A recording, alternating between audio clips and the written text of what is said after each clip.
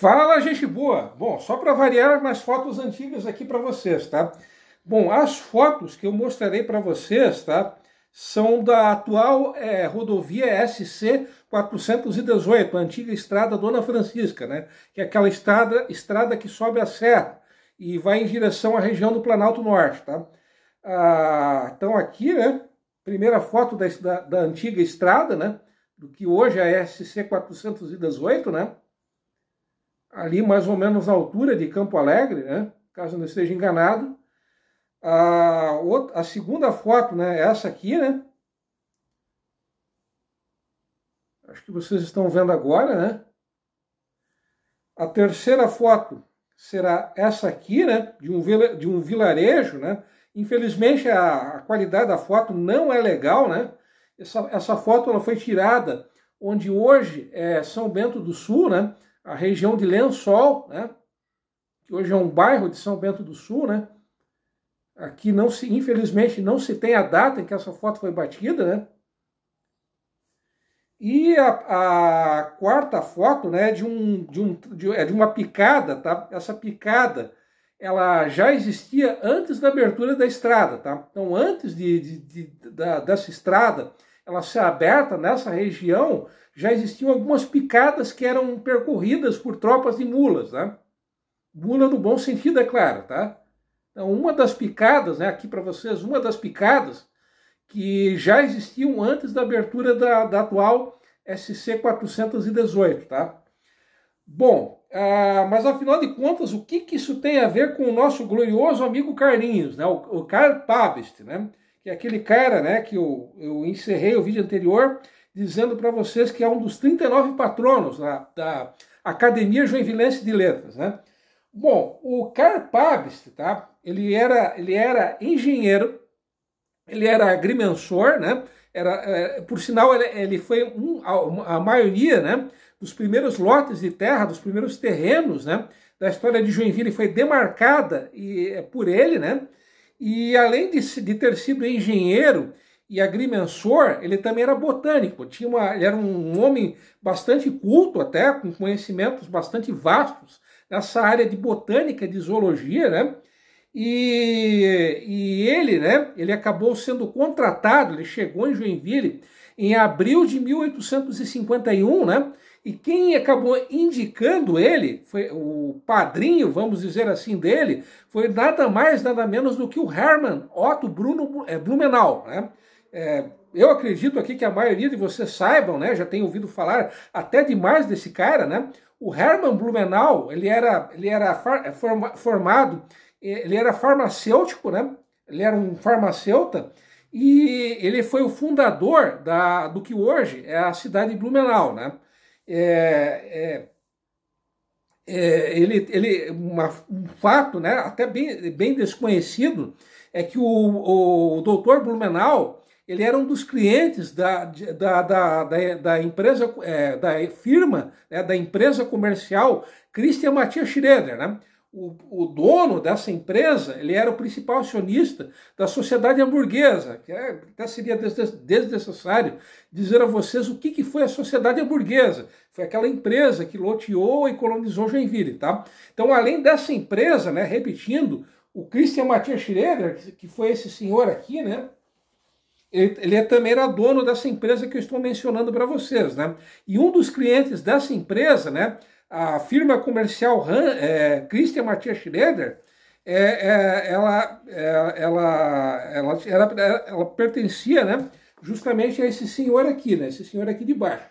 Então, esse senhor aqui que vocês estão vendo é o famoso Christian Matthias Schroeder, né?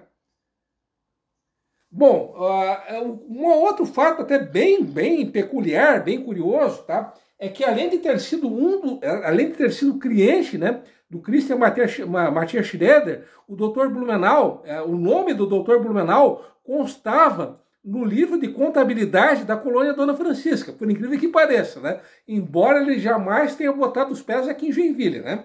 Mas voltando, né?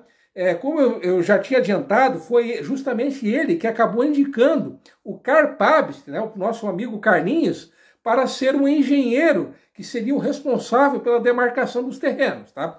O Karl-Pabst, embora ele tenha sido contratado em abril, foi só em junho, a partir de junho de 1851, que ele começaria realmente a trabalhar, né? Ele ganha, o salário dele era de 50 mil réis, que era um valor bem considerável lá em 1851, né?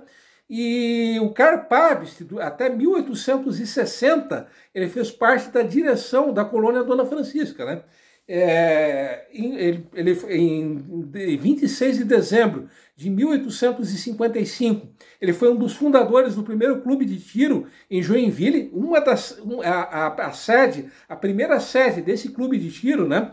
Ela estava localizada no que hoje é a Rua 15 de Novembro, e 3 dias depois, no dia 29 de dezembro, ele foi também um dos fundadores da primeira loja maçônica de Joinville. Inclusive, eu já mostrei essa foto, né? Há um vídeo até bem antigo, né? Até irei encontrar só um instante, né? Vocês irão perceber, né?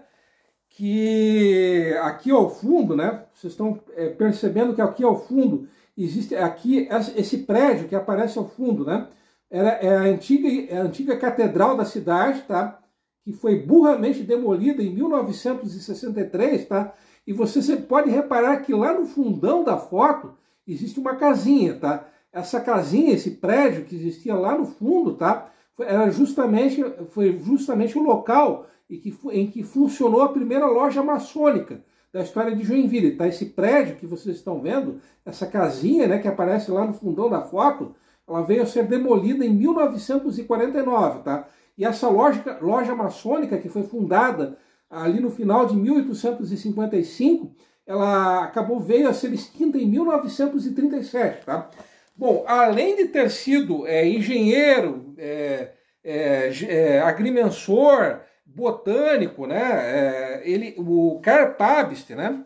Ele também foi uma das 12 pessoas que em 7 de dezembro de 1857 assinaram uma petição. Essa petição ela foi enviada, né, ao então governador ao governador da então província de Santa Catarina. E essa petição, né, que foi de 1857, ela pedia a emancipação política de Joinville. Joinville só veio a ser emancipada 12 anos depois, né? Isso em 1869, né? Então, resumidamente, o Karl-Pabst ele foi uma figura bastante ativa, uma figura bastante influente, uma figura bastante importante dos primórdios de Joinville, né?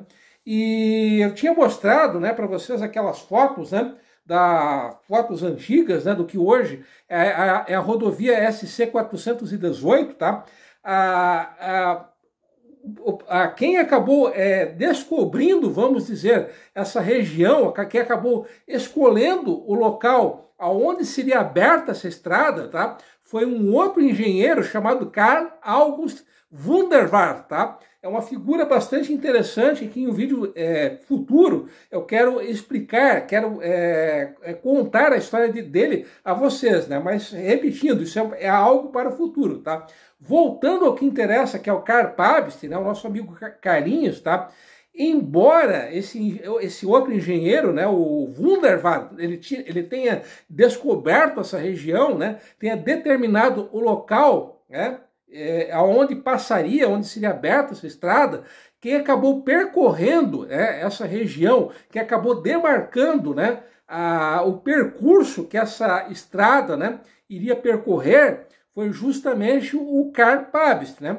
Entre 18 de junho e 3 de agosto de 1855, ele acabou liderando uma expedição, tá? Que era formada por 16 pessoas. Dessas 16 pessoas, 13 delas eram brasileiros, moradores aqui das proximidades da então colônia Dona Francisca, tá?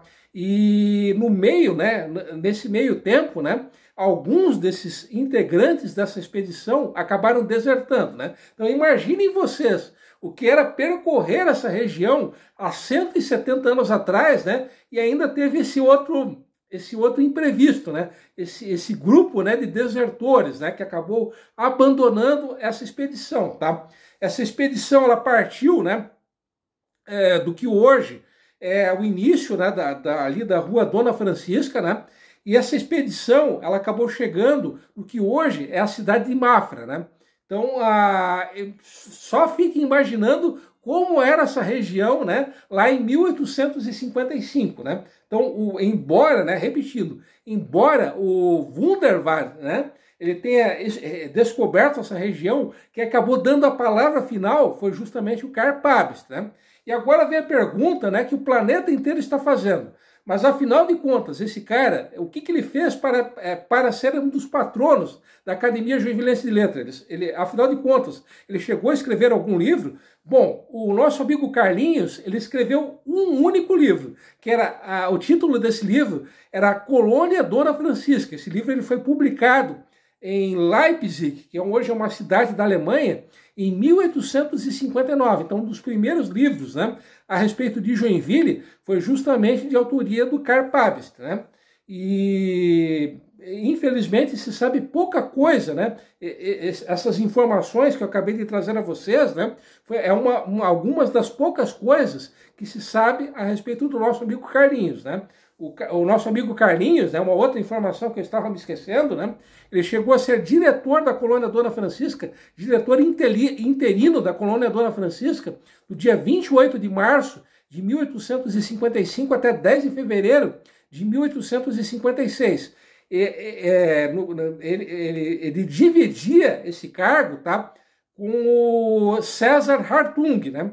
E os dois acabaram logo se desentendendo, acabaram brigando, né? E a coisa acabou terminando no alho, né?